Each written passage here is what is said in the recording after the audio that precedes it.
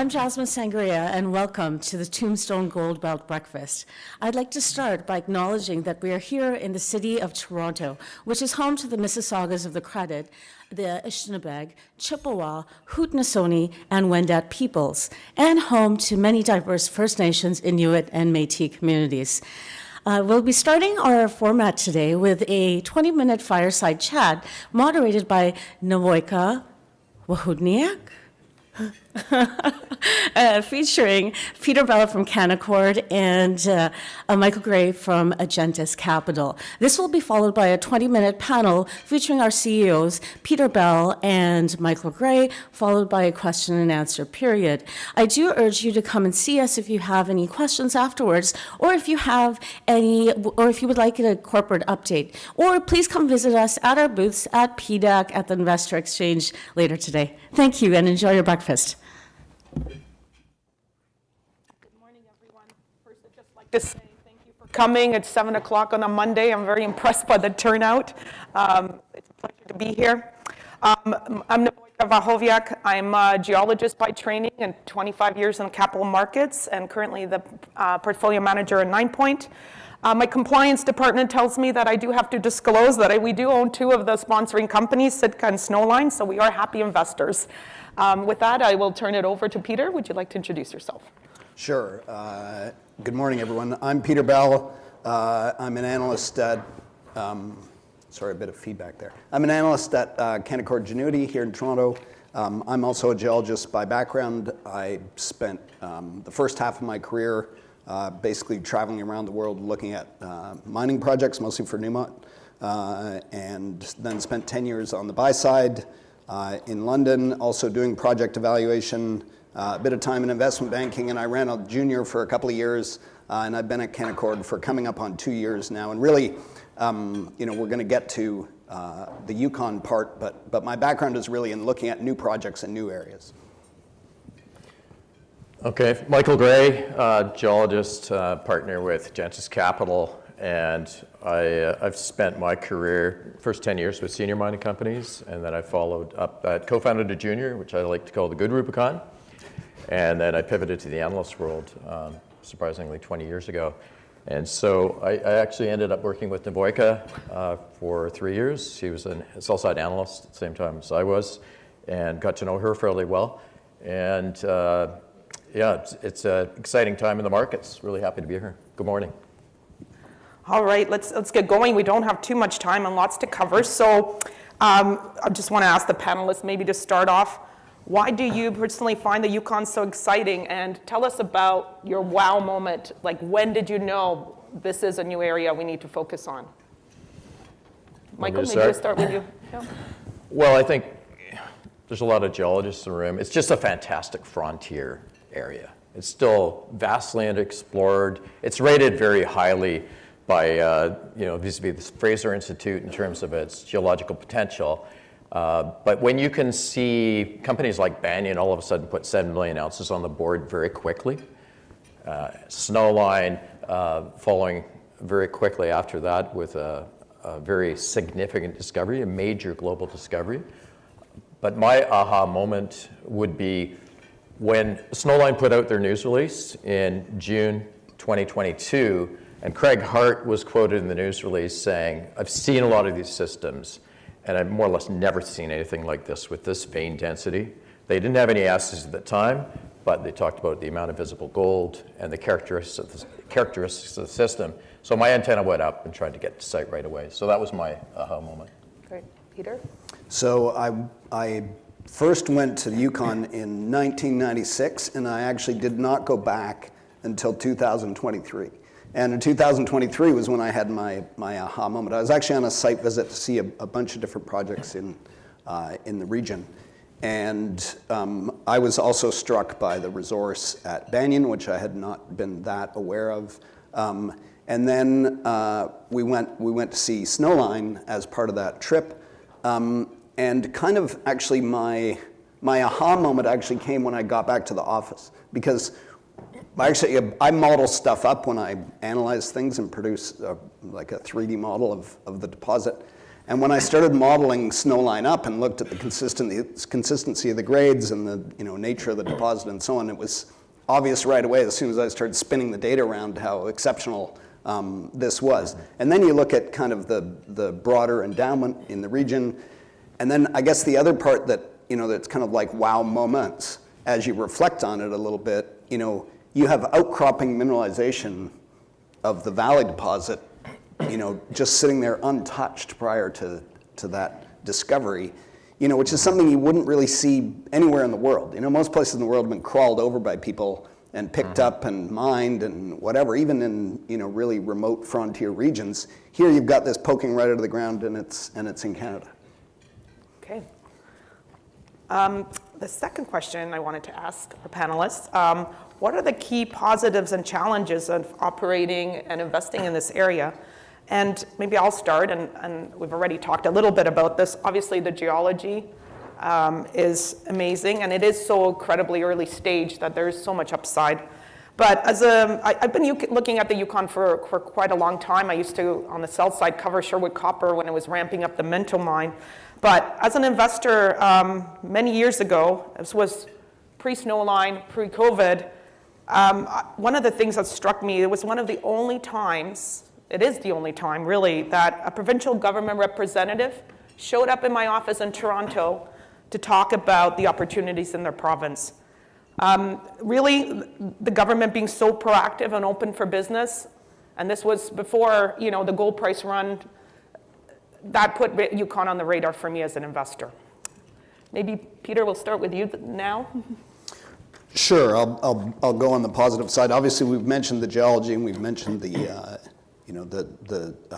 it's underexplored, and you have the support of government and in Canada and so on.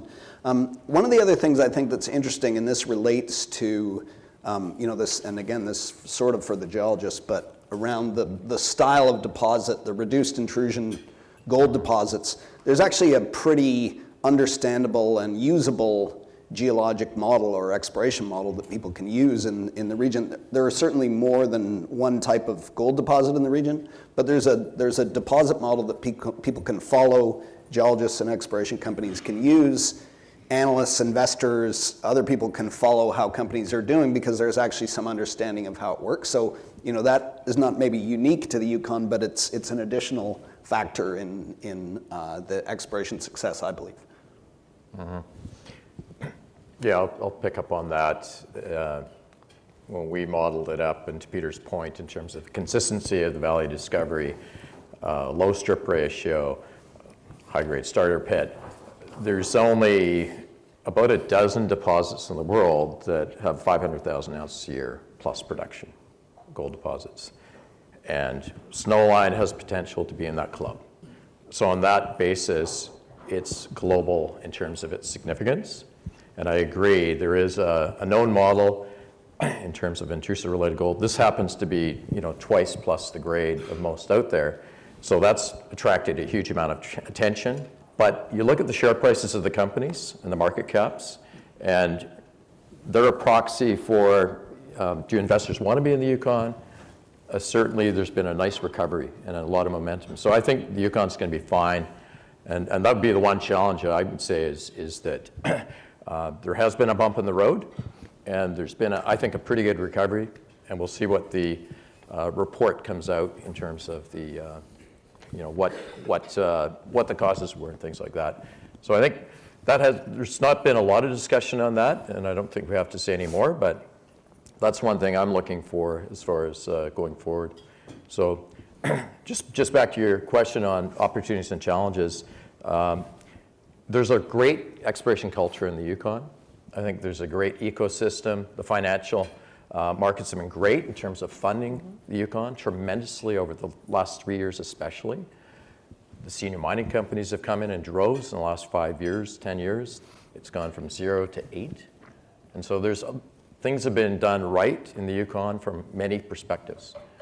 I'll hand it back in terms of that, a few comments on that. Sure, and just to, as an investor, one of the, more somewhat challenging issues for some of us is the seasonality of the drilling and just the expense of the drilling. I guess it comes with the territory, it comes with the remote nature of this area, and that kind of is something that the market does watch, and something we're aware of, and but given the upside, it's easy to kind of just look through it and know that when the drilling does start, there will be great news. So I just wanted to, because I did have one point here on challenges. I don't know that this is necessary. This is an investor feedback comment that I get rather than necessarily my own view. When I talk about different companies in Yukon, the main thing that people ask about that they don't understand is timing to permit in the Yukon. And that's like the number one investor question around how these things, they're like, great deposits, we don't really have visibility. They perceive not to have visibility. Now, sometimes, to be fair, sometimes investors, having been one, people look for excuses not to join in because either they feel like they missed out on part of it or whatever. Like, there are a million psychological things going on there. But, in terms of trying to provide clarity to people, I think that's one challenge is I don't think I can't point immediately. I can go back to the Victoria, how Victoria played out. I don't mean on the back end, but on the front end. As an example of how you get a permit, but I think that's probably the one pushback that I get more than anything else. Yep. As more mines come into fruition, I guess we'll have more clarity on that. Okay, then what excites you the most, and why would you invest in the Yukon versus other jurisdictions? For me, it's just how many different targets there are, how many early stage targets, and how much drilling there's still to do. And we sort of already talked about, this is sort of somewhat virgin land, and there's the opportunities geologically just seem really enormous. So that's my sort of most favorite thematic around that. But maybe Peter, let's start with you. Sure.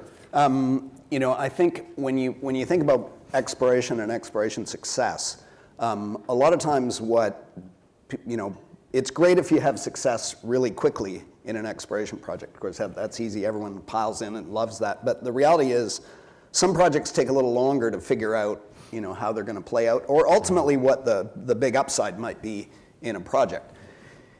If you're in, and you can think about it, it's kind of like an option. You've got a duration of your option, and you don't want it to expire. Being in a stable jurisdiction like this that has a long-term support of government and a mining culture allows companies, presuming they have enough interest and stay funded, to explore over a long period of time and actually, realize and capitalize on the exploration potential in the region. In more challenging jurisdictions, you may have a shorter window to try and achieve success before you could either lose your ground or something could change in the country. You don't really have that risk here. And exploration can be a long-term game. It's nice to have a long-term piece of stability to support the ability to go and explore and try and make the most of this super prospective area. Michael, anything to add? $4,200 gold Canadian. It's a fantastic tailwind for the sector. And all of a sudden it changes everything. $4,200 Canadian is what we have right now. And it skates a lot of projects on side, but it has put a lot of focus on the Yukon. Frontier jurisdiction makes a big difference in terms of what the possibilities are now. I think, to Peter's point about the permitting, if there's any way to fast track some of that permitting and actually get mines permitted and those tax and royalties into the Yukon and to other jurisdictions, it's really going to move the needle. The one thing I'm looking for in the Yukon is coffee being sold. If that's an all-cash deal, and there's a blue chip, mid-tier, plus, minus, that takes that on that has multiple assets, it's going to be a game changer for the Yukon. It'll be the first time the Yukon will have that ilk of producer building a mine to world-class standards and operating a heap leach mine that the Tronjek First Nation wants. So I think that event, whenever that should happen, I think the guidance right now from Newmont is Q2. when that happens, I think the catalysts driven by the companies up on this stage and other Yukon companies are going to be much more torquey because they'll have more context. And so that's what excites me too, is that when coffee gets sold and is on the road to be built. All right, we're doing actually pretty well for time today. So we do have one additional question. Okay. So we've had some incredible exploration results.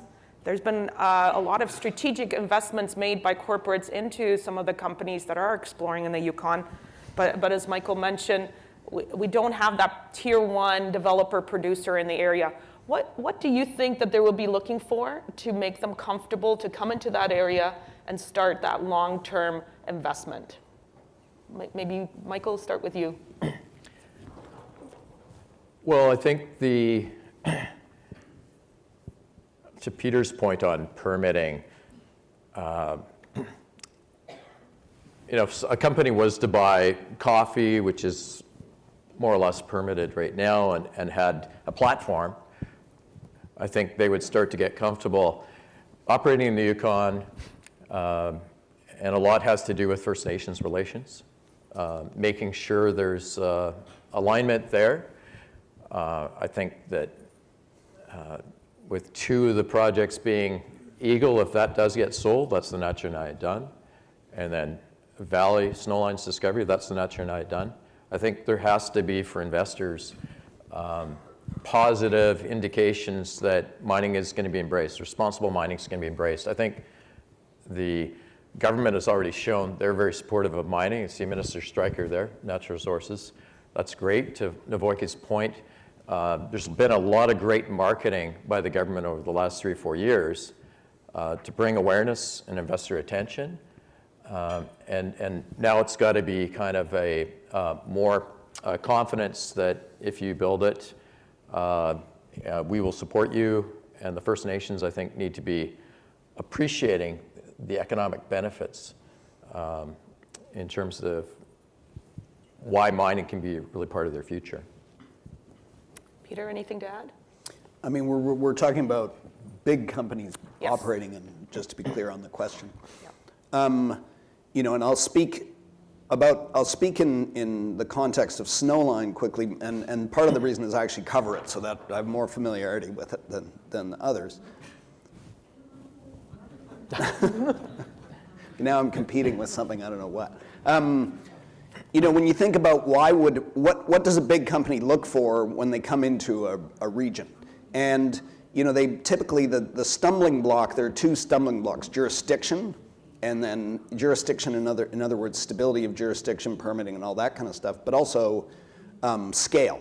So, big companies don't come into small projects, and they certainly don't come into small projects that don't have a lot of upside. And, I spent a couple of years in the M&A group in Newmont, and what we would look for is a great project with a great production profile, but as soon as you put it in front of the board or your management or whatever, the first question is, okay, we're going to announce an acquisition. Investors are going to ask us right away, where's the upside in this? How are we getting our return on this beyond what we've paid for it? And the answer is typically in the exploration upside around it. Now, if you look at the deposits that you have here, a lot of the ones in the Yukon, you've got your great deposit, but you've got a big land package around it, which allows you the opportunity to go and explore and deploy your exploration expertise and capital and try and grow the size of it. You've also got a viable geologic model which supports multiple centers of mineralization, which I think is attractive also to a group. And again, I'm speaking about gold here, specifically in a particular type of deposit. But the other thing is also going back to the jurisdiction thing. If you're a big company going into a new area, you need time to make the most of your investment there. You can't feel like you're going to be rushed out of the country in an election that happens, a year from now, or a coup, or who knows what. So this actually buys you a lot of time to actually, realize a long-term return, because, most deposits, you get into the deposit early and a discovery is made, but, sometimes it takes many, many years to get the ultimate kind of mineral inventory that comes out of something, and that's really important for majors, and that's something that I think you can demonstrate in the Yukon. Michael, something to Yeah, add? I'd be remiss, I agree with Peter 100%. We'd be remiss if we didn't touch on lack of infrastructure. that will be needed to bring on some of these larger deposits. Peter's referred to actually have a stake in the Yukon long term. So that's enhancement of road infrastructure and power going forward. So those are key things for me to see what emerges in terms of the government strategy on power. Great. Well, that's all we have for you today. We've actually managed to keep ourselves on time. So thank you again for coming, and we'll let the companies come up and start telling about their great stories. Thank you. Fantastic. Good job. Thank you. Great. Thanks, Mboika. Thanks. Good job. Thanks. Where are we going to go? Sure. We're going to do either end? Yeah. Is that, Yeah. okay.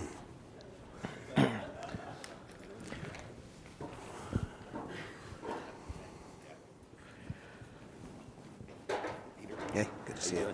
Good, thanks.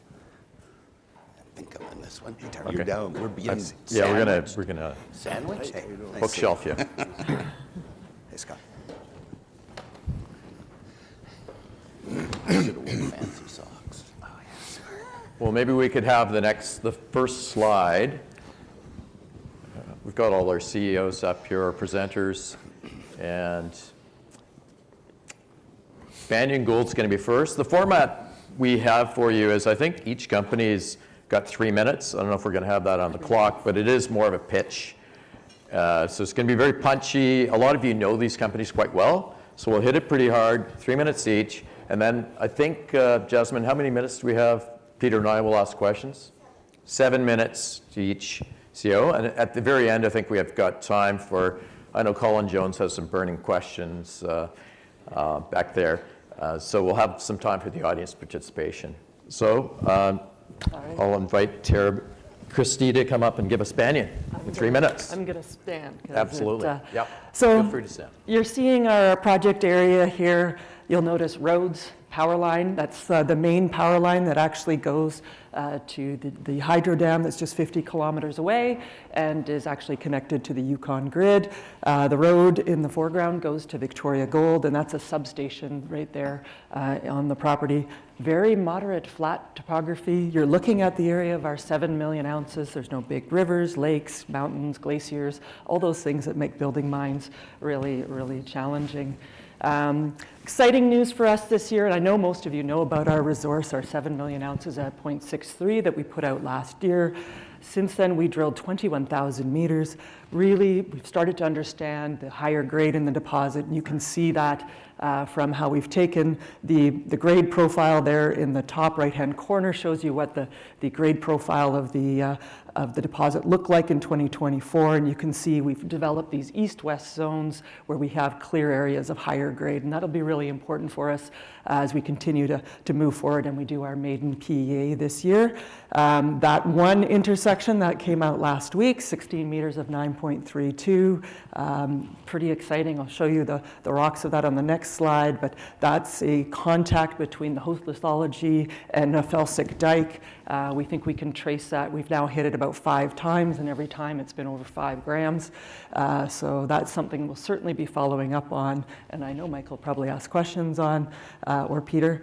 So pretty exciting results from our drilling this year. There's a cross-section showing top right corner there. You can see the intersection, and this is looking west, so you can see, that line, green line on the last image is a projection of that intersection across the deposit.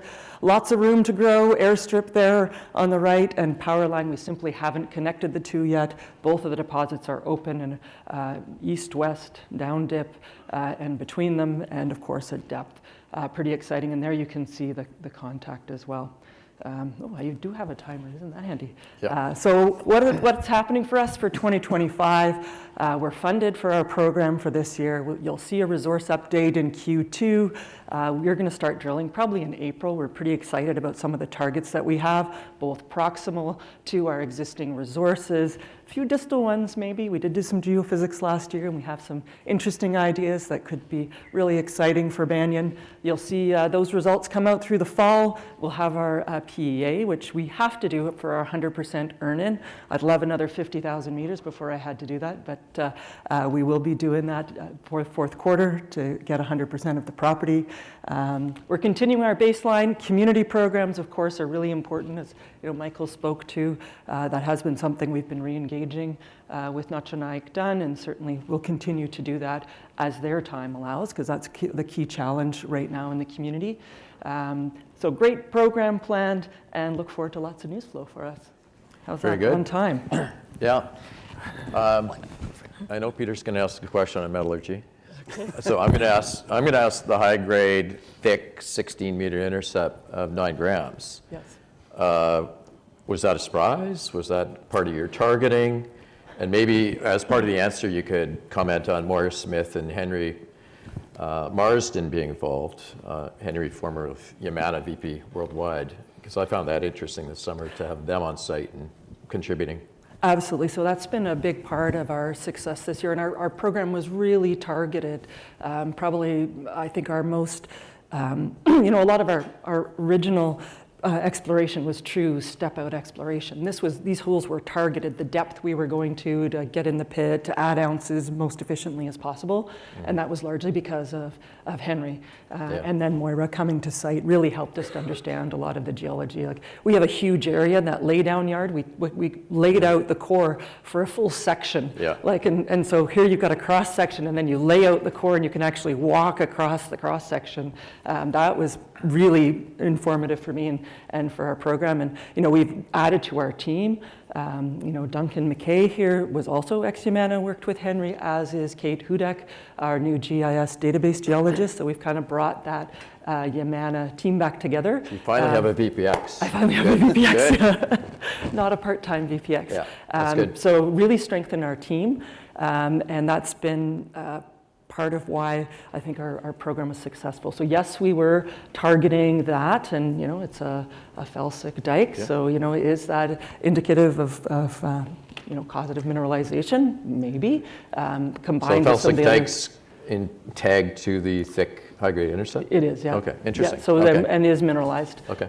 So yeah, gives us more information. We got a lot of information this last year, and it'll really guide our I think that's program important. this year. That's an intrusive-related component that you haven't seen before in terms of tagged demineralization. So look forward to hearing more about that on the floor. Hand it over to Peter. Sure. So I'll just follow up a little bit on Michael's question. So I had the privilege of visiting your project in 2023, and obviously, the immediate impression is there's a lot of gold there. I mean, it's a very, very big system. And, when you look at the high grade, I guess my question is just kind of strategically, because, you've got this bigger deposit at a more moderate grade, and then you have the higher grade portion. Is there actually potential to create a real high grade piece as a standalone thing, or not standalone in the sense it's not related to the other part, but I guess does it change your strategic direction on a PEA or anything like that to have that higher grade material sitting within the broader envelope of low grade? Well, it certainly does. And if we go back to the map there, you can see that there are those 3 zones we've defined with higher grade, and we were absolutely thinking, are these our starter pit areas? That mineralization starts on surface. So yeah, it does change the economics, and we've got to connect power line and airstrip, and you can see we had one hole that hit between the two that was higher grade, and potentially that's another east-west zone through there. Okay. Yeah, so there it is. So you can see the one hole kind of in the southern end of the holes that we drilled to connect the deposits. Certainly was encouraging. So you'll notice there's just no drill holes in there. So connecting those two and potentially further defining those higher grade zones could be very important for the economics of the project. And I know you have a PEA coming up. Yeah. And so does having that higher grade, does it provide you with, or do you consider a different, for example, processing option or something like that by virtue of the higher grade? That was kind of where I was going with it. You need the higher grade for your first years to get your payback, but eventually even the low grade makes money at these gold prices. So, you look more at options of stockpiling the low grade, what's your cutoff.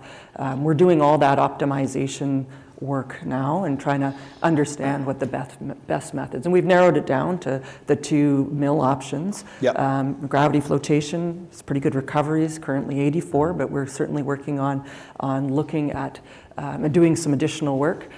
We think we might be able to get that up a little bit, but also grind sizes, everything, reagent consumption, everything that's going to drive the costs. And then the gravity CIL at 93%. If it's a big company that's coming into this district, they're going to build a mill. It's going to be a 50,000 ton per day type scenario that they're interested in, because or something that produces 300,000 to 400,000 ounces per year is probably what a larger company wants. 200 is too low. So. Who are we doing the PEA for? Well, we're doing it to get our earn-in, and we already know that we're going to have more results that we'll go into probably an updated PEA the next year. We didn't have enough drilling last year. We did slow down. We'd intended to drill another 30,000 to 40,000 meters last year, and then when things happened in June, we said no, we just need to drill what we absolutely need. We'll get started on that this year for sure. And I'm excited about what the economics will bring, and we've done an awful lot of pre-engineering to give us some ideas on that. Yeah, I mean, you have the luxury of some infrastructure, which gives you more flexibility on scale. So. And flat ground. You will need more power. So if you're We talking will about scale. all need, Yukon needs more power. Our electric cars and electric heat needs more power in every community. Hecla already has had some challenges because of power consumption. So we need to all be part of that solution for every project and the communities in the Yukon. So maybe just touch on what you're looking forward to most this year, and your Yukon DNA, how that's going to drive that. Yeah, so we're pretty unique in that 52% of our staff are from the Yukon. That's because of our long seasons. Generally we're not seasonal like many other companies because of the roads we've normally drilled 11 months of the year. This year we didn't, again, because we wanted to conserve cash. 30% of our staff come from Mayo, which is also pretty unique. So gives us some, Kai lives, my VP of Project Development, lives in Whitehorse. Jasmine has a home in Whitehorse. I still have a home in the communities as well as Whitehorse. So I think it's gives us some advantages. Is the PEA what you're excited about? No, I'm most excited about following the up drill on our bit? technical success. Drilling the high grade up dip and... we have a lot of targets. We had a planning meeting, and we've got way more targets to drill than we have money, such problems to have. So, focusing on high grade, focusing on adding ounces, maybe some big step outs that could be transformative for us. So, yeah, that's what I'm most excited about, and having a team to execute on it. Okay. I think Simon's up to plate next, up to bat from Rackla. So we'll go to exploration now. Thank you. For Tara, thank you. Thank you, Carol. So Rackla entered following Snowline's discovery in 2022. Rackla took a look at the Tombstone belt. I've worked in the Tombstone before, and started staking ground to the east of Snowline, because there's this whole belt of intrusives had been looked at for lead, zinc, tungsten, tin, and my research showed me that there'd be no exploration for gold to the east of Snowline in the Yukon and in the Northwest Territories. So we entered in late 22, we staked some ground and went to work in 2023. And we worked on the belt for the last couple of years, and then mid last year, some ground came open to the south of where we were working. The South Udeni opened up some ground after it shut down for some years for land planning, and they opened it up for industry exploration.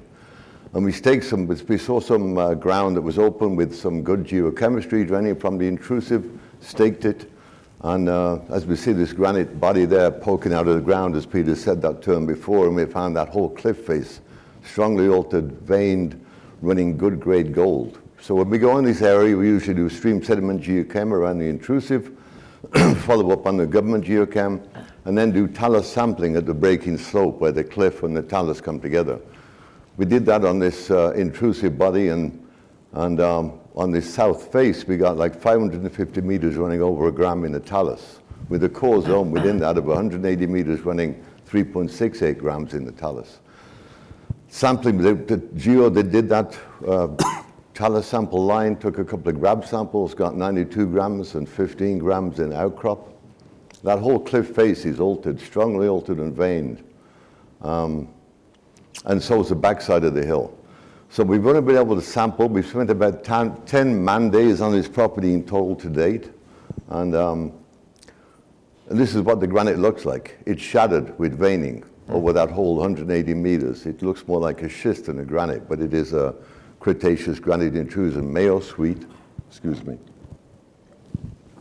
I always get dry when I'm on stage talking, but we got a pretty intense altered granite outcropping, sticking out of the ground, with the great gold numbers coming from it. On the backside of the hill, we got the same intense alteration, and we get the float that we picked up running down from that hill is also running good gold grades. We have bismuth telluride gold in that core area. Outside of that, we do get a bit of arsenic, but in that core area, the bismuth gold telluride grades are strong. I think the bismuth is quite a bit stronger than in many of these. For the minimum sampling we've done to date, we're getting sort of up to from 0.5% to 2% bismuth, which is strongly anomalous, obviously. But the grade, so are the gold grades, up to 92 grams, almost 3 ounces in grab samples. It's pretty impressive. Great. Okay. Well, this is well named, Bite, Bismuth, Bite, Tellurium. Bismuth, tell them. Yeah, if that was tellurium. lost on anybody out there. It's very altered sounding versus a lot of the other systems Yes, it we've been is, talking yeah. about. And that's obviously the bismuth telluride in the samples, in the veining. I mean, some of the veins, there's quite a bit of dissemination within the intrusive, not just in the veins themselves, in that main core zone. But Never built drill hole, never been sampled before, never been staked before. And how thick? It looked like it was 200 or 300 meters thick. Looks like it's on the backside of the hill, Yeah. 450 meters away. Okay. You're And getting the same lots numbers. of sericite, or why is it so? Acidios over there. Sericite, I don't think as much, is there? There's a core area of silicocericite around it, and then it gets lesser as you get outside of that. But to me, it looks like there's a later alteration overprint on a reduced intrusion system. VG? We haven't seen any yet, no. Okay. I mean, it's all pretty oxidized where we've been sampling. Like I said, we've had 10 man days in total on this property to date. The ridgetop looks as strongly altered like the base here. It looks very, very similar. So it's certainly a very sizable target. Okay, and that bismuth tellurides is, I think, on a number of these breakfasts we've tried to educate investors that that's really proximal. You want the bismuth tellurides with arsenic on the outside, fringes. yeah. And some getting into some base metals also on the outside of that main core. A bit of copper. Are you getting tungsten? Yeah, tungsten throughout the whole. I mean, pretty low. What'd it be? Like 100 ppm tungsten, 200 ppm? It's definitely anomalous. We're up to 0.66% tungsten on some of the samples. Okay, and final one before I hand it over to Peter for questions. Any tourmaline? Yeah, right. You see the black in the veins there. That's tourmaline. I mean, if I had a rock, I could show you. We got that same black face on many of many of the good samples. Yeah, it seems like tourmaline's emerging in some deposits, not Right. all. And Mike Right. Murphy will probably comment on that when we get to him. Guess But I will now. to go to Peter now. Sure. Can we go back a couple of slides? Is that possible? Next one. There we go. This, by the way, is a fantastic slide. This Yeah. really, really interesting, like out of a geology textbook or something. So, very cool. Very image good. here. I really don't believe anybody's ever walked up that top part of that creek before. I can see why. Yeah, yeah. I mean, so the top of the mountain is at about 7,200 feet. Okay. So my question for you is, I understand your target and what you're trying to do here. What's your approach for exploring this in? Well, we need to get. 2025? I mean, we didn't land on the ridge top last year. We need to get mountaineering geos on ropes hanging off the cliff top, sampling both sides of that face. Is that going to be on the analyst site visit too? Yeah, well, we'll get you on the road, Peter, if you want to. I think we'll start drilling. The plan initially is to do more sampling at the base of the cliff where we have what we call the bite zone, where we have all that high grade, and then start drilling at that base there sometime in July, early July. So at the bottom of the talus where the red line is up, the intrusive there is also running a couple of grams of bismuth telluride. Okay, and then and then get the mountaineering geos on the top, and if we see the same numbers along the face on both sides, put drill pads on the top of the ridge there.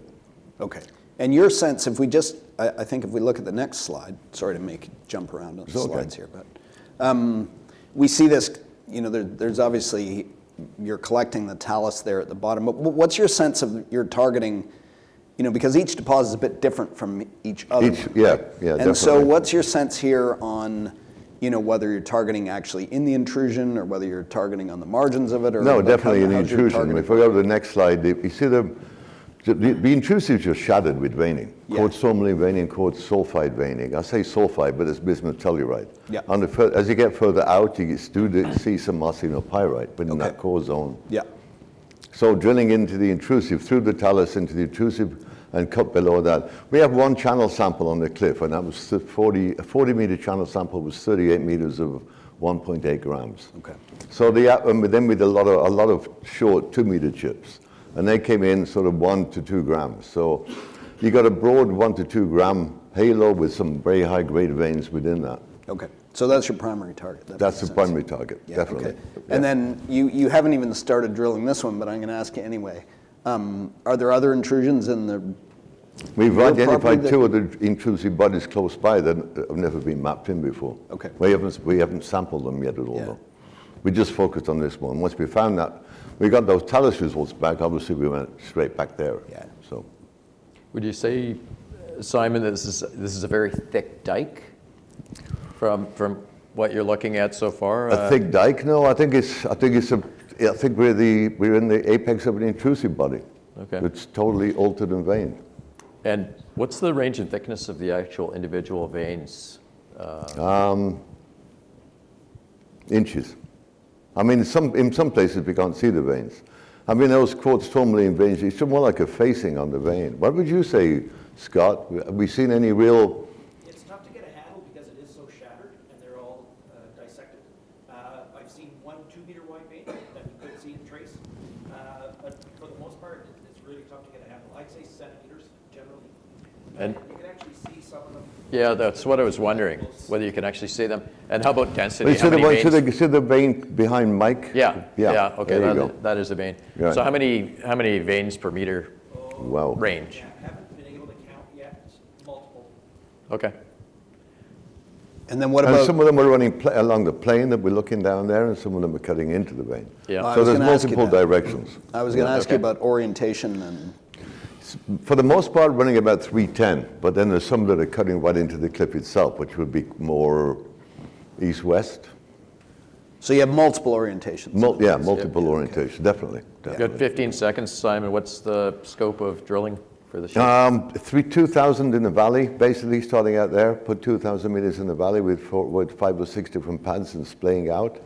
And then depending on what we get on the ridgetop from the sampling up there. Obviously putting pads along that ridgetop, it's rugged, it's windy.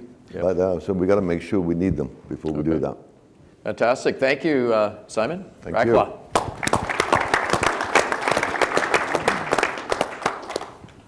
Mike Berkey, Sitka, you got 3 minutes. Whew. All right. Well, out of the gates, this is our road into the RC Gold project. We're drilling up there right now. The drill's spinning, so this year a little bit less snow. The weather's really nice, as you can see. It's not 40 below when we're starting to drill, so we're not going to freeze the water line right off the bat.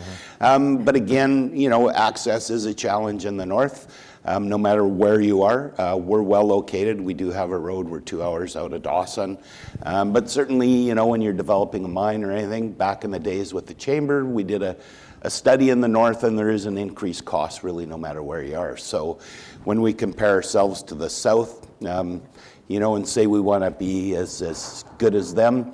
We got to be better. And so things that you brought up, like the permitting timelines, the Yukon, you can permit a mine, you're gonna get your permits, but it's those timelines that are really important. I always look at us as a small, nimble jurisdiction, and being small and nimble, like a prospector is. I like to be quick and adapt to things, so I hope the Yukon can do that and pull up their socks and get a little better in that department. But regardless, we're a first world jurisdiction. You can permit and you can mine. That's been proven over and over again. There's the old forward-looking statement. So RC Gold, we've been only drilling there since 2020. It's in the Clear Creek area, a couple hours south of Dawson City. It's a cluster of intrusions. Got up there in 2020, drilled 6 holes, core coded, hit both the Eiger and the Blackjack deposit in those first 2 drill holes. So it really was lucky to hit off the bat. Luck, but you create your own luck. There was known stuff up there. So drilling over the last few years, we've drilled 27,000 meters, focused on the Blackjack because the Blackjack we're getting great results, higher grade results. And just this last January, we updated the resource. So you can see the Blackjack there at a 0.3 gram per ton cutoff. Indicated mineral category, 40 million tons at a grade of just over a gram. So 1.3 million ounces, plus those inferred ounces, 34 million ounces at 0.94 grams per ton. So again, another million ounces. So we're getting up there. We're really happy with the Blackjack. That's been our focus. Starting in 2020 means you're starting in COVID. It was a real grind. Energizer Bunning just kept coming back and back. We've got to the point where we're finally, got some momentum behind us and some size. The Eiger deposit, as I mentioned, that was drilled in 2021. Hasn't been a drill hole on there yet, but we'll use our knowledge that we're gaining in exploring this property to apply it to other zones. We'll be drilling there as well this year to get things going. So just quickly, there's there's the long section. You can, in one of the answers, you can address this. Yeah, okay. But that's why I'll leave it up there, but you can see. Okay, we're going to stick to this 3-minute elevator pitch. Great. Market cap wise, you guys have really had a good ride. Maybe talk a little bit about that. It's changed the complexion of the company. You got a nice bump when you did the resource, but before that, you really got a good visibility in the market. Yeah. It's a $100 million market cap. I think people really recognized, we've been focused on the Blackjack. We had a small resource there to start, as we were really getting great success in some exceptional drill holes last year. That's when we really came into focus that this Blackjack deposit, again, is a bit unique. It's got higher grade than is typical in these intrusion-related systems. We're you could take Victoria Gold and Snowline, and we're somewhere in the middle. So we're seeing that natural curve of grade in these types of deposits.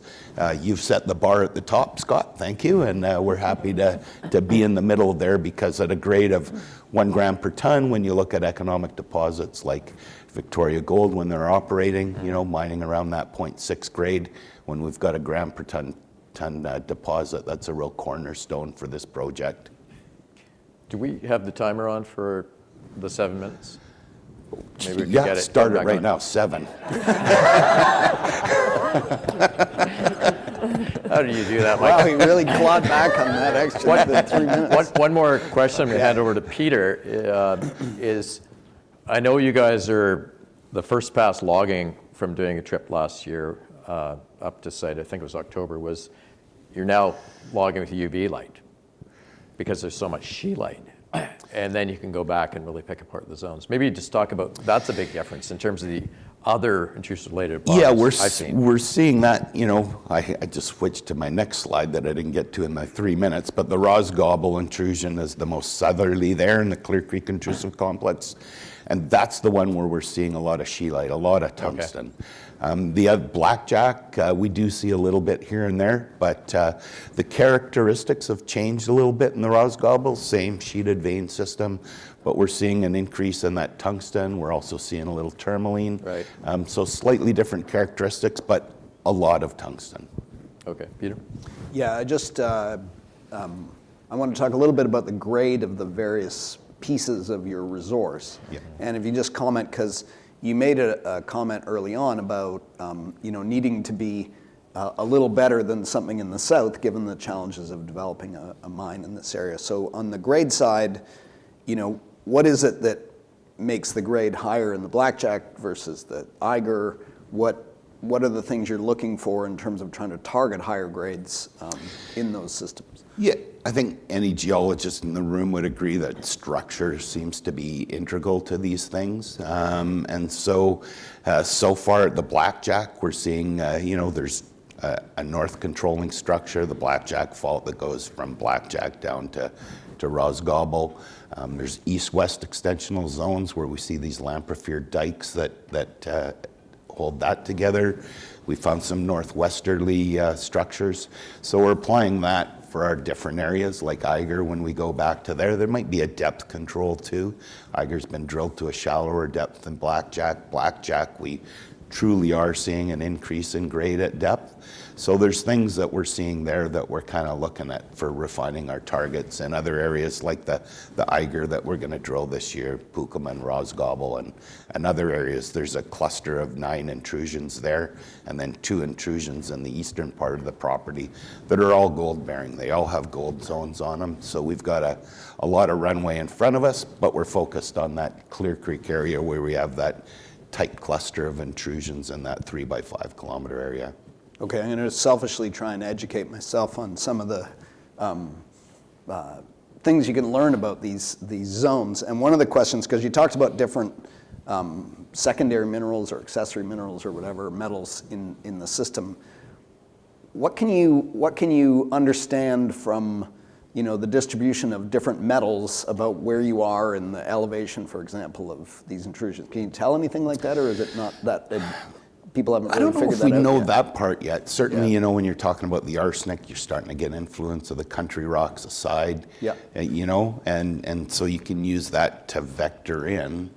As far as the depth thing goes, we're seeing, hotter alteration. We're seeing differences there, but it's really, we're just figuring out this model. This model is evolving. This is, Blackjack, we've drilled to 700 meters depth. So we talk about these being in the carapace of these intrusions. Well, how thick is that carapace? Yeah. Right? We don't know yet. Victoria Gold did some deep drilling, Eagle Deeps. They drilled down to over 800 meters. You've done some deep holes. Terra did a deep hole. And so we really, we don't have these like an epithermal system. We know the target zone, an orogenic system that's deep. So these could be really extensive over quite a lateral distance. Mike, with your deeper mineralization, you're going to have a deeper pit. You're going to have to pull deeper. Is some of that high grade being looked at to try to sketch in zones that could actually be underground, or is it really all going to be a pit? Yeah, right like now? that hole 68, the lower part of that was, 5.5 meters of 17 grams per ton gold. So, you can mine that underground. So that's part of our exploration plan. We're doing fully funded, 30,000 meters of drilling. We got $14 million in the bank. We're doing 15,000 meters of drilling on Blackjack, Eiger, that area up to the northern part of that. We'll be deeper, probably wedging off of existing holes to try and see if we can define a bit of a potential for that underground, as well as see, like you say, how deep do these things go? We really don't know, but we sure haven't found it yet. Good.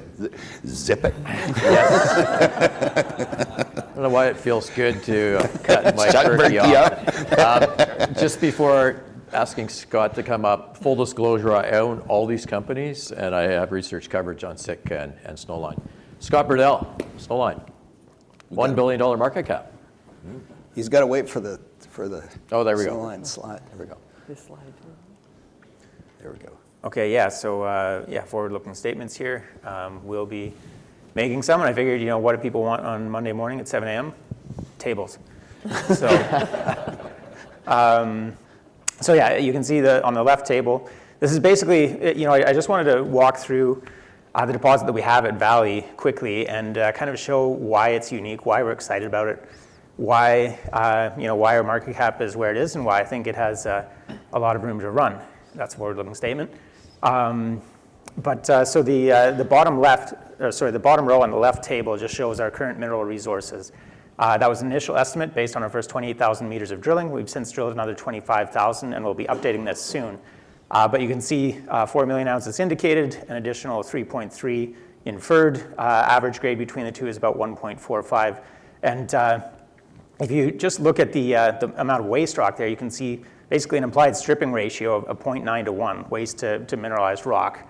That compares to a global average of about 4.2 to 1. So, that's pretty nice, and the grades complement that. And if you look at just the assumptions used for the cutoff grade, and so this is very forward-looking, but we will go to a PEA and get proper numbers on the table. But just to give an implication of what we're looking at here, you're basically looking at 17 years to get through that, pulling out an average of 425,000 ounces a year. And the rows above that are basically just incremental phases at how you would mine through this. It's all in one single pit. But if you look at that top row, you can see you're starting with a pit of 2 indicated plus another 0.9 million ounces inferred. Stripping ratio is 0.1 to 1.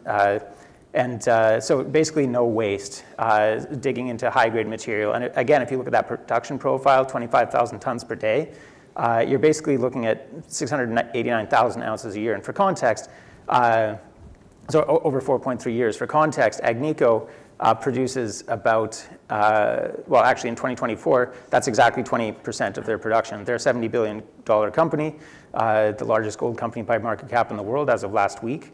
To sort of match 20% of their production for the first 4.5 years of mine life is pretty exciting. Again, these are very qualitative numbers at this point, but it's an exciting place to be. I mean, you can see how consistent that mineralization is, and ultimately you can see where Valley, both the starter pit and the total resource estimates stack up when you start to factor in both the grade and the waste rock. And so that high grade, low waste combination is actually exponentially better than the alternative, because your stripping ratio is calculated based on the volume of rock that contains a certain amount of gold. And so that has a huge impact on margins. And I'll pull the Mike Berkey trick for my last slide. Good. Okay, well then you can continue on vis-a-vis the questions. Peter, do you want to start? Sure. A lot of questions I can ask. One of the things about this deposit, and you've basically outlined it here, and this is something that I've said about Valley itself, is although I'm a geologist, not a mining engineer, it's actually kind of like a deposit that was designed by a mining engineer. If they could paint their ideal deposit, it would kind of look like this one. One thing I'm kind of curious about, though, as because a lot of people, including me, are interested in the region and the potential for more deposits and so on. If you think about you cut off the kind of middle of the egg, if you want to call it that, where the high grade is the yolk, and you've sliced it across the middle, and it's just sitting there ready to be mined. How much egg do you think was on top of the thing, and what does that tell you about looking for other deposits in the region? Well, it's really interesting because I think there are at least a couple of hundred meters, like you can see on the ridge off to the northeast on site, that you can basically track the upper contact of the intrusion, or at least we're not totally sure, actually, even the angle of how that comes out of the ridge fully, but yeah, at least a couple of hundred meters, if not more. But what's really interesting is that we've found this porphyritic unit that appears to be driving the higher grades around it. And that's sort of perched, not right up at the top. Like the mineralization, as you mentioned, comes right out at surface, but the one possible driver for that mineralization is this little plume of this phase of the intrusion that's just sitting there a couple of hundred meters down even from today's surface. And so that, even in the valley intrusion, that opens up the possibility of, are there more of these ledges of this, these sills or pods or whatever they are, that are upgrading different parts. And it doesn't necessarily have to be the very rind of the intrusion as we kind of traditionally thought. Maybe there are other pockets within Valley or within other intrusions out there that could be hosting similar hotspots. Okay. Mike? Yeah, that's part of the Rosetta Stone you have at Valley, learning about that and how you're going to apply it regionally. That's been a really interesting aspect, that more Mayficky looking intrusion. I have to say, for the audience, to Peter's point about an engineer's dream, definition of an ore body is so good and so high grade, even an engineer can't screw it up. I didn't want to say that. Yeah, just maybe back to your points, Scott, on the strip ratio and where you're benchmarking globally. Are you finally getting traction on that in terms of audience as you're marketing, its nature, its standout nature on those metrics, and then in terms of offsetting, the infrastructure challenges, the extra capex associated with that? Are you resonating in the market when you talk to investors? Partially, I think we're getting there. I think it has to do both with how we're advancing the project, but also just a turn in the market sentiment too. But certainly that was a pretty common question. It still is. How could this ever be built? You're 75 kilometers away from a road, 30 kilometers from a heavy equipment route, which actually was used to service a silver mine not far from Valley, pretty much within sight of Valley. So, if they could mine that, I think we can do okay with this, especially with that starter pit. But certainly getting more traction there than we have in the past. And you've seen that even in terms of institutional uptake in our stock over the past 4 to 6 months has been night and day from what it has been over the past few years. Okay, another question, then I'll turn it back to Peter. Just on the First Nations, maybe give us an update on the Natchanite Dun and how you're working with them. And then you're going to have to be, for this thing to be built, you're going to have to come through the Ross River Cascadene. So maybe just updates on those two in terms of socializing the stage you're at right now. Yeah, I mean, we've prioritized our relationship and open communication with both since the inception of the company, even before launching the company. I sat down with members of each First Nation, and so that's been an ongoing process, and obviously just disrupted in general by the events last summer, but only in so much as their bandwidth was taken up, and they have come back to the table, and I think everyone's having constructive dialogues at this point. And I forget who said it, but talking about needing to see sentiment that mining is a part of the Yukon's future, and I think the Natchanite Dun have been very clear on that, even throughout the Eagle mine crisis, saying that they support responsible mining, they recognize it's part of their future, and they want to see it done right, and obviously who would want to see something like that happen. So pretty encouraging from our point of view. Obviously, any conversations were paused for a period there, but things are moving ahead again. I found it interesting that at the roundup in Vancouver that the chief, Donna Hope, was taking meetings with various individuals, companies, analysts, et cetera. So Peter, why don't you take us to the end here?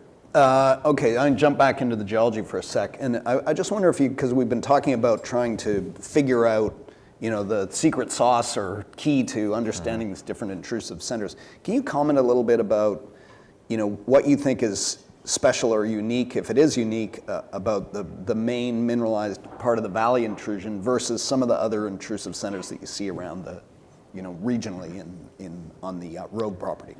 Yeah, I guess the obvious answer is great, but obviously you can dig in deeper than that. Even I can figure that out. Yeah, well, like I say, I think that the structural complexity was mentioned earlier, and that's key. But I think that porphyritic phase is very important, and we've actually seen that regionally. We've seen it in several other intrusions as we've drilled into them.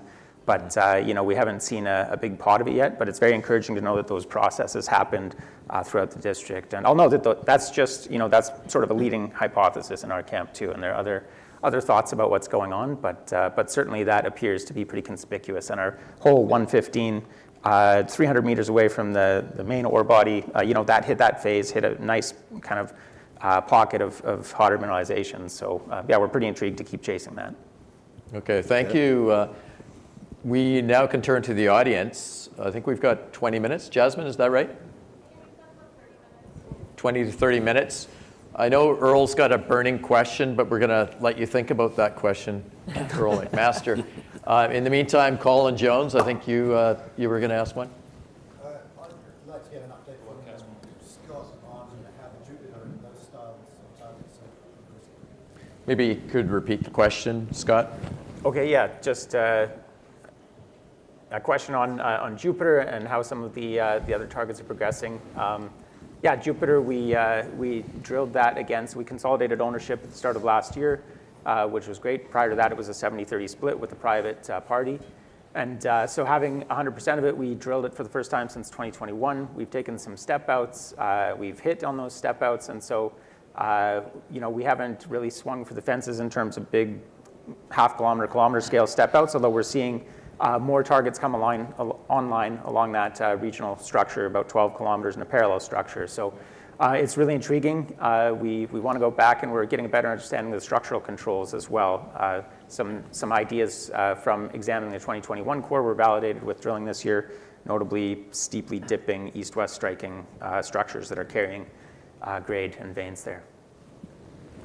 Any more questions? Craig Hurt, do you want to give us some comments in terms of how you see the play and the discoveries emerging and the plot thickening? Not really.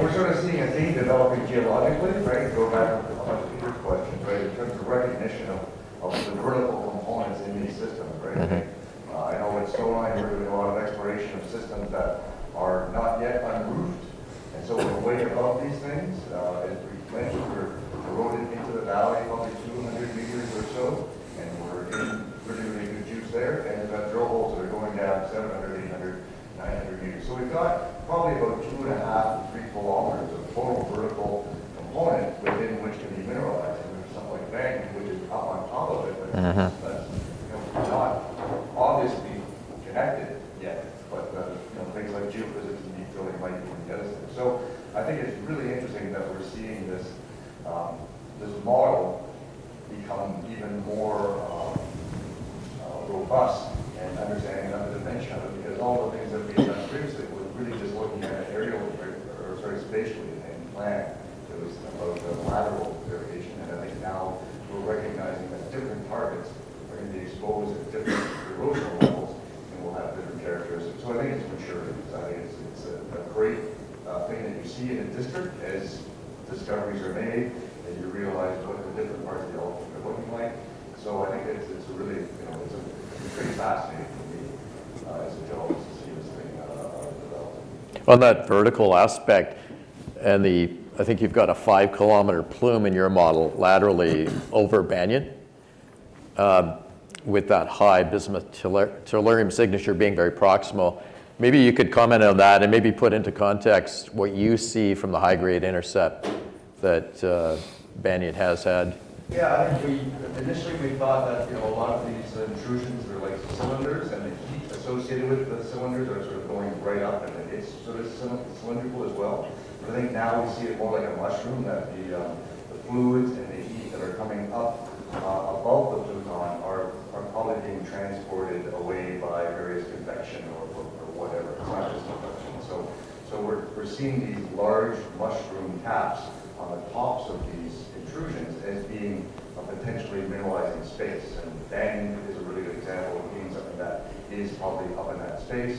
Over on the Alaska side, you've got things like Livengood, things that Freehold Ventures are looking at. Right? That's all in that modified bubble, that Hornfels bubble that's around these systems. And with Stoneline, we've got one at Gracie.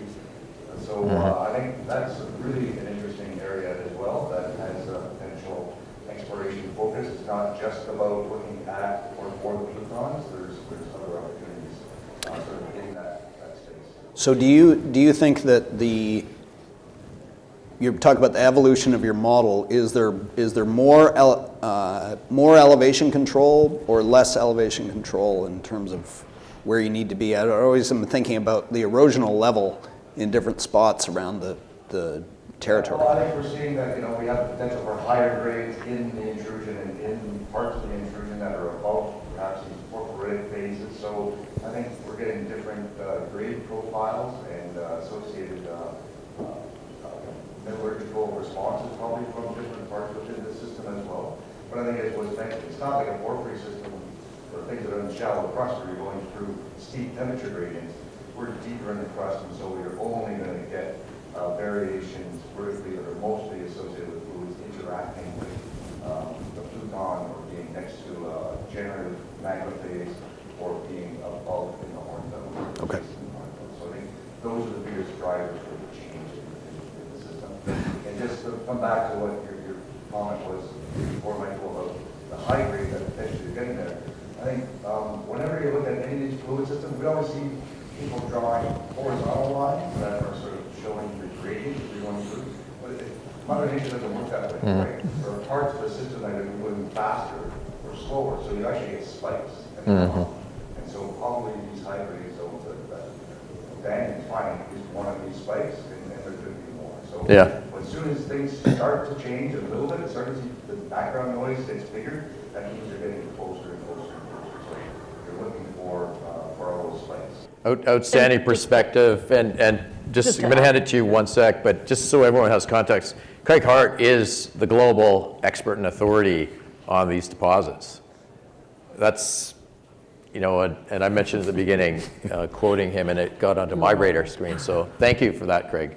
Tara. No, I just, hearing Craig talk, we know from the work that we've done, because we've been doing a lot of looking at, the high temperature minerals, actually what do the isotherms look like across the property, and it's not a straight line, and otherwise we would have already targeted it. And so hopefully you and Craig will both come to our booth today and take a look at our core, because we have some of that intersection here, and I'm still waiting for Craig to pick his hole and you to pick your hole, because we only have one deep hole down to 650 meters. We've been trying to get enough information before we spend some money on some deep holes, but it's definitely on my bucket list to get after some deeper mineralization. Numbers, as you said, 2108 for Rackler, by the way. 2313. Anybody wants to come by? Yeah. 2313. Okay. John Mark Staddy, you got a question? I don't want to hold up everyone from the things, but do you see, maybe by September, permitting now after the Eagle and this, how do you see permitting being resolved around? Do you find it's more expensive for your bonding, and do you find that you'll be able to get drill permits and exploration permits, and if you're being held up, how do you see them changing? Well, let's have everyone answer that question, maybe starting with Tara. Sure. Well, we're going to start our re-permitting really early, knowing the backlog. And, it starts at YESA, where they're, it's taking them 6 months to even think about adequacy, 6 to 9 sometimes. So that's the first part of the bottleneck, and it's not related to last year at all. It's a pure volume of projects and lack of staff issue. Our permit's good till 2028. We've got the drilling that we need in it, the clearing that we need, road building, everything already in that permit. So we've got a little bit of time, and I think time is going to fix some of the permitting problems that are related to last year, and hopefully the staffing problems are getting fixed by both YESA and the Yukon government. The 10-year cycle of land use permits in the Yukon is part of the problem. So, when the new mineral, and so you get every 10 years, you get a huge number of projects, which governments should be able to plan for. But we're suffering through that right now in addition to everything else. So we, in response to last year and getting ready to permitting, we have upped our baseline data, and certainly, we were contemplating and we're planning to be able to start the pre-submission engagement process for YESA with the level of data that we have. And we have the advantage of having 15 plus years of data, plus 3 years of all of our water quality. We drilled last year to get our groundwater in our potential pit areas. So permitting's definitely on our mind. So you're lobbying, the industry is lobbying government for more staff to permit faster. Okay, Simon. So it's pretty well established in the NWT. There's a timeline there. So we're not in the Yukon. This discovery is in the Northwest Territories, and the timelines for permitting are pretty set there. And I think we'll have the permit. We just filed the application about a month ago, and we're expecting it done in the next 6 to 7 weeks. Okay, great. Didn't quite appreciate it. It was in the Northwest Territories. Yeah, it's across the border. Most of your other assets. Okay, very, very good. Mike? I think, Jean-Marc, related to the Eagle Gold situation, has that affected permitting? I think it's affected the First Nations because they're solely focused on that. So they're ability to engage on permitting is a little strained. Companies were getting together to try to make that flow of information better to the First Nation. Will it affect permitting in the future? Well, I hope so, because if there's some root cause to what happened at the Eagle Mine, we need to implement that either in regulation or legislation or whatever to prevent that from happening. Will it be a catastrophic blow to the industry? No. I'm sure what happened there we can figure out. As we've said, as the First Nations said, mining's part of the future, so it's an important thing to get through. Typical permitting in the Yukon, like I said, I'd love it to be more nimble. Maybe there's ways we can look at it. There's a lot of, I heard a great suggestion that maybe AI can help with some, if we talk about hiring more people, maybe there's things, that can help speed things up. Because it does take a long time. There's a lot of repetition and a lot of things you go through to get your permit. And so it's just being more efficient and figuring it out so we can all work together and get going. Okay, Scott? Yeah, no, I think it's pretty much covered. I guess we could hire some U.S. government officials. Yeah, right. There's a lot of them. Some available for sure.